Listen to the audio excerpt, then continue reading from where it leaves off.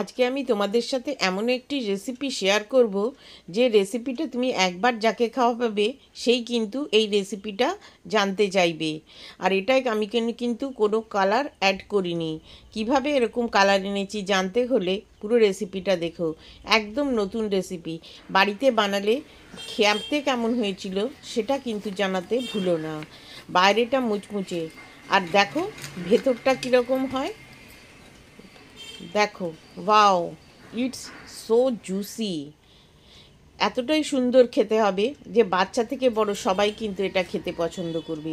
আর এই রেসিপিটাই ভালো লাগলে সাবস্ক্রাইব করে বন্ধু হয়ে যেও। আর let's start this recipe, easy cooking with me.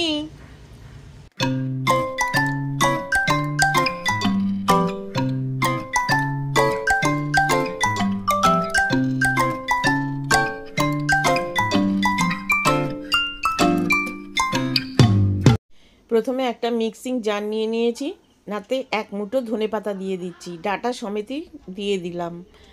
আর যেটা দেব সেটা হচ্ছে দুটো কাঁচা লঙ্কা এরকম ভেঙে দিয়ে দিচ্ছি। আর কিন্তু এখানে আমি এখন কোনো লবণ জিরে কিছুই ব্যবহার করব না। অল্প একটু জল দিয়ে এটাকে খুব ভালো করে স্মুথ পেস্ট করে নিতে হবে, যেন কোনো দানা না থাকে। একদম দেখো ঠিক এরকম একটা জুসের মতো তৈরি হয়েছে। একটা সাইডে রেখে দেব। এবার একটা বাটি নিয়ে নেব, নিয়ে এখানে প্রথমে 1 কাপ মতো আমি ময়দা দিয়ে দিচ্ছি, আর হাফ কাপ আটা। তোমরা ইচ্ছা করলে শুধু ময়দা বা শুধু আটাতেও বানাতে পারো, কিন্তু এরমভাবে করলে একটু ভালো খেতে হয়। লবণ দিয়ে দিলাম, আর 1 চামচ মতো আমি এখানে জোয়ান নিয়েছি, নিয়ে হাত দিয়ে এরকম একটুখানি ক্র্যাশ করে নিয়ে এর ভেতরে দিয়ে দেবে। যে কোনো ভাজার জিনিসে একটু জোয়ান দিলে হজম কিন্তু ভালো হয়। এবারে এখানে আমি 3 টেবিল চামচ মতো তেল দিয়ে দিচ্ছি, সাদা তেল। তোমরা ইচ্ছা করলে বাটার বা ঘিও দিতে পারো, তবে এখানে একটু তেলটা ময়ামটা বেশি দিতে হবে। ময়ামটা বেশি দিলে পরে এটা কিন্তু বেশ মুচমুচে খেতে হয়। এবারে এটাকে ভালোভাবে মিশিয়ে নিতে হবে, যেন প্রত্যেকটা ময়দার গায়ে যেন তেলটা লেগে যায়। দেখো এরকম মুঠো করলে যদি দেখো যে এরকম মুঠো হচ্ছে, তাহলে বুঝবে ময়ামটা আমার ঠিক হয়েছে। এবারে যে পেস্টটা করে রেখেছিলাম ধনেপাতার, সেই ধনেপাতার পেস্টটা অল্প অল্প করে দিয়ে এটাকে একটা ডো মতো বানিয়ে নেবে। তবে খেয়াল রেখো এই ডোটা কিন্তু বেশি নরম না হয়ে যায়, একটু শক্ত শক্ত থাকবে। তাহলে কিন্তু যেটা বানাবো সেটা কিন্তু একদম মুচমুচে খেতে হবে। আর এইরকমভাবে তোমরা কিন্তু একদিন লুচি বানিয়ে খাও। এই ডোটা দিয়ে এরকমভাবে লুচি বানালে কিন্তু দারুণ খেতে হয়।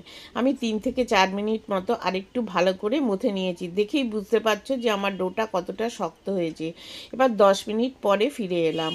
10 মিনিট পর আবার একটু মেখে নিয়ে এই ডোটা থেকে আমি একটু রুটির থেকে একটু বড় সাইজের এরকম 3টে বল করে নিচ্ছি। আমি আজকে 3টেই বানাবো, সেই জন্য 3টে নিয়ে নিলাম।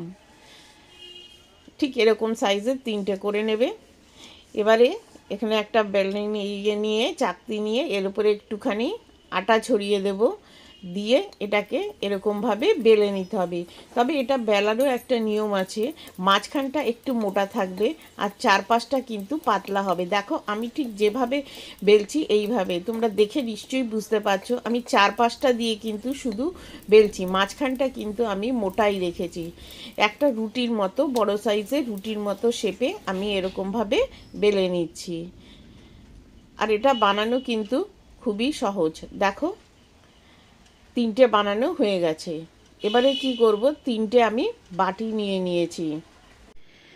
এবারে এই বাটির ভেতরে যে রুটিগুলো আমি বেলে রেখেছি সেই রুটিগুলো ঠিক এরকমভাবে সেট করে নিচ্ছি। বাটিটার কোনো ফ্যাক্টর না, যে কোনো বাটি হলেই হবে। 3টে রুটি এরম নিয়ে নিয়েছি। এবারে একটা করে ডিম আমি ভেঙে দিচ্ছি। আমি এখানে 3টে ডিম ব্যবহার করেছি, তোমরা এখানে 2টো ডিমও ব্যবহার করতে পারো। সেক্ষেত্রে কী হবে, আলাদা বাটিতে সমস্ত উপকরণগুলো মিশিয়ে নিয়ে এর ভেতর দিতে হবে।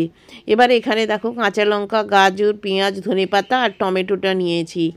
এবারে গাজরটাকে আমি একদম ছোট ছোট করে গ্রেট করে নিয়েছি, অল্প একটুখানি গাজর দিয়ে দিচ্ছি। বেশি মোটা রাখবে না, গ্রেটার দিয়ে করবে, তাহলে কিন্তু এটা একদম নরম হয়ে যাবে। পেঁয়াজ কুচি দিচ্ছি, তোমাদের যে ভেজিটেবল পছন্দ ঠিক সেই ভেজিটেবলগুলোই তোমরা দিতে পারো। একটু কাঁচা লঙ্কা কুচি দিচ্ছি, বাচ্চারা খেলে পরে ঝালটা তোমরা বুঝে দেবে, বা কাঁচা লঙ্কা তোমরা অ্যাভয়েড করতে পারো। এবারে একটুখানি টমেটো দানা ফেলে কুচিয়ে রেখেছি, টমেটো কুচি দিয়ে দিলাম, আর সবার লাস্টে একটুখানি ধনেপাতা কুচি। অনেকটা ছোট ছোট মোগলাইয়ের মতো তৈরি হয় এটা। এই সমস্ত রেসিপিগুলো আমার ফেসবুকে দুটো পেজ আছে, বাঙালি রান্নাঘর এবং ফান কুকিং উইথ বন্যা, সেখানে গেলেও তোমরা পেয়ে যাবে।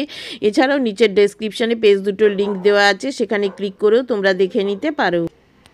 এবারে একটুখানি গোলমরিচের গুঁড়ো ওপর দিয়ে ছড়িয়ে দিচ্ছি, আর যেটা দেবো সেটা একটুখানি লবণ, উপর দিয়ে এরকমভাবে লবণ দিয়ে দিলাম, আর একটুখানি চিজ আমি উপর দিয়ে দিচ্ছি, যাতে ভেতরটা আরও বেশি সুন্দর খেতে হয়। তোমরা চিজ না থাকলে চিজটা না দিলেও কোনো অসুবিধা হবে না, তা সত্ত্বেও এটা কিন্তু বেশ ভালো খেতে হবে। এবারে সব চিজগুলো এরকমভাবে দিয়ে ওপরে দিয়ে একটুখানি আমি যে পিৎজা অরিগানো আছে সেইটা আমি ছড়িয়ে দিলাম, দিয়ে এবার এটা কিভাবে মুড়তে হবে দেখো। একটুখানি জল নিয়ে নেব, নিয়ে এই চারপাশটা দিয়ে এরকমভাবে প্রথমে জলটা দিয়ে দেবে, খুব ভালো করে আটকে দিতে হবে, না হলে কিন্তু তেলে গিয়ে চিজটা কিন্তু বেরিয়ে আসতে পারে। ঠিক মোমো যেরকমভাবে মুড়ে ঠিক সেরকমভাবে মুড়ে নেবে। এগুলো কিন্তু একটা করে মুড়বে আর সাথে সাথে তেলে দিতে হবে।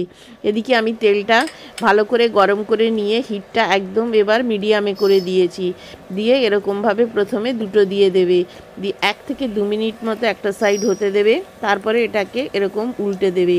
বেশ কিছুটা সময় নিয়ে উল্টে পাল্টে ভাজবে, তাহলে কিন্তু এটা মুচমুচে খেতে হবে। গ্যাসের ফ্লেমটা এই সময় কিন্তু আবারও বলছি মিডিয়ামে থাকবে। দেখো আমি 2 থেকে 3 মিনিট পর এটাকে দেখাচ্ছি, আরও আমি 1 থেকে 1.5 মিনিট মতো ভেজে নিয়েছি। মোটামুটি আমি এটাকে 4 থেকে 5 মিনিট মতো মিডিয়াম হিটে এপিট ওপিট করে ঠিক লাল লাল করে ভেজে নিয়েছি।